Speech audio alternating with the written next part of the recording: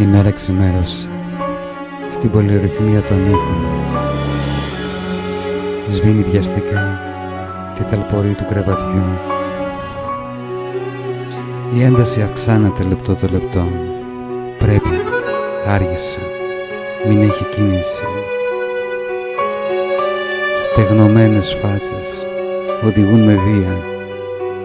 Οι φωνές απ' τη λαϊκή σχίζουν τη βοή των αυτοκινήτων που τρέχουν να προλάβουν μια θέση και να είναι στην ώρα τους. Σε αυτό το δρόμο κανείς δεν σταματά να περάσει ο άλλος. Ο καθένας προπορεύεται με όποιον τρόπο μπορεί.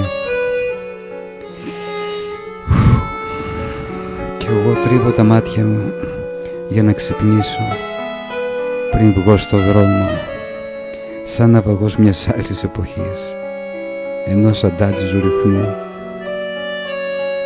προσπαθώντας να οριοθετήσω τον εαυτό μου μέσα στις συγκαιρίες, έχοντας γλιτώσει από την οδύνη, χωρίς να μπορώ να προσδιορίσω την ύπαρξή μου σε αυτή την ξέφρενη ταχύτητα των πραγμάτων.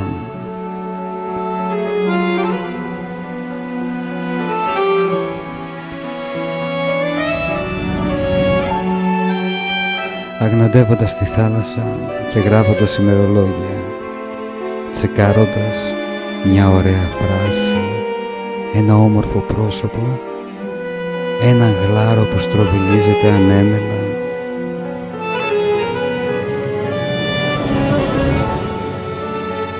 παρέα με τα πέτρινα γέλια των businessmen και τις χειραφετημένες γυναίκες που γκρεμίζουν και φτιάχνουν τα σπίτια κάθε χρόνο για να κρύψουν την κενότητά τους που έχει γίνει πρόβλημα αισθητικής. Πολλές φορές το σκέφτομαι και δεν ξέρω αν είναι ευτύχημα ή καταδίκη το να ζω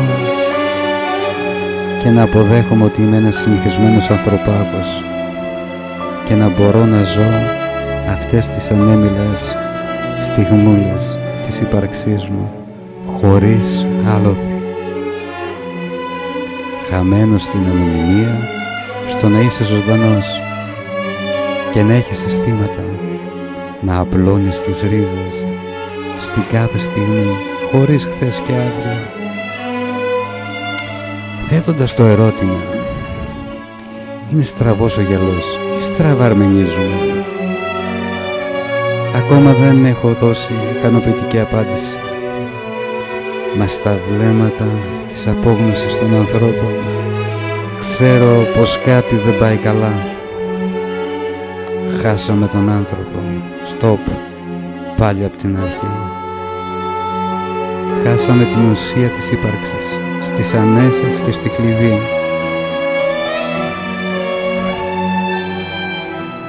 Τα πρόσωπα των ανθρώπων δεν μιλάνε πια, ανέκφραστα, σαν πέτρινα γάλματα. Με κέλυφο σκληρό δεν περνάει και δεν βγαίνει τίποτα.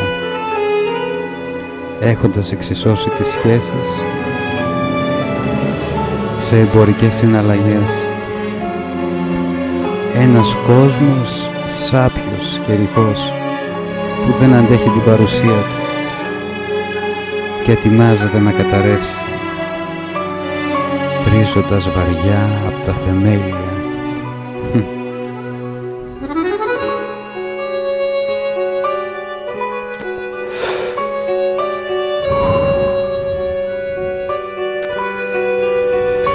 Μάλλον ζήτημα χρόνου.